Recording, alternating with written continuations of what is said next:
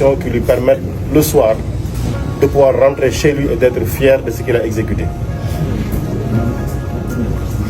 La question du contenu local, c'est pas parce qu'on est une entreprise sénégalaise qu'on peut s'exenter de respect du contenu local.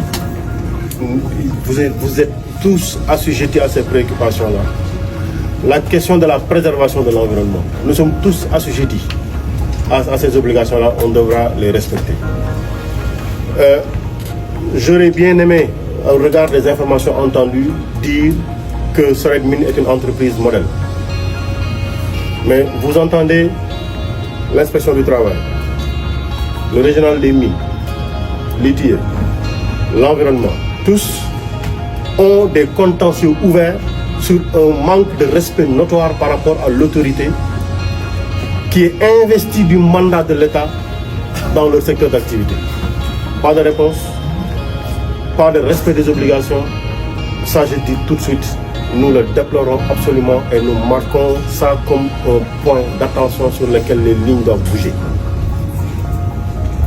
Et je précise, on ne va pas durer, parce qu'après ce qu'on dira, les conclusions qu'on en fera, on les fera ailleurs.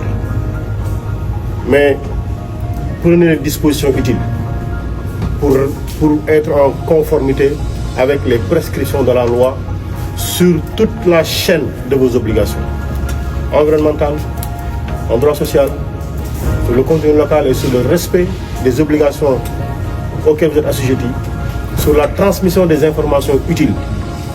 Et nous avons transmis une mise en demeure pour des informations que nous avons demandées. Ces mises en demeure-là, elles vont être complétées par toutes les requêtes présentes et confirmées sur lesquelles vous devez répondre. Je précise bien, quand vous recevrez les correspondances, vous devez répondre sous quinzaine et nous donner les informations. Comment se fait-il que les tests techniques, que vous ne puissiez pas donner au régional des mines pour appréciation? Comment est-ce possible? Donc vous êtes à peu près dans une zone où personne ne parle, on n'a aucune information. C'est pas possible. Et ça, je ne le dis pas à l'endroit de Soret Mines, je le dis à l'endroit de toutes les entreprises minières qui devront aujourd'hui et maintenant se mettre aux normes et respecter toutes leurs obligations. Et nous sommes là pour cela. Je précise bien, le ministre de la Santé, le ministre du Travail, le ministre de l'Éducation, le ministre des Forces armées, le ministre du Travail, le ministre de l'Environnement, tous sont intéressés à ce qui est en train de se faire. Et nous ferons un suivi collectif de toutes les obligations, mais de toutes les entreprises minières. Pour le moment, on va s'arrêter à ça. On va s'arrêter à ça, mais sachez-le, vous avez un rappel à l'ordre. Vous avez un rappel à l'ordre. Et croyez-nous, Monsieur le Président de la République, comme Monsieur le Premier ministre, sont tout à fait déterminés à ce que les prescriptions de la loi soient respectées. Et s'il fallait prendre des mesures définitives, on les prendra. Parce que les mines, l'or, tout le monde en a besoin. Je pense que on peut, pour le moment, nous en arrêter à ça. Et après, de manière très administrative, faire le suivi du reste et voir quelle rectification ils sont prêts à.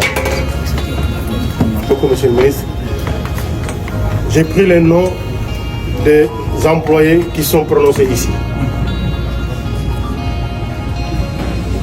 Je ne voudrais pas que demain qu'ils soient inquiétés dans l'exercice de leur mission. Nous en faisons un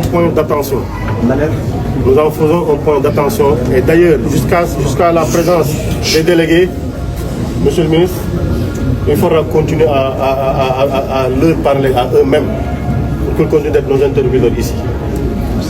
En attendant, merci beaucoup.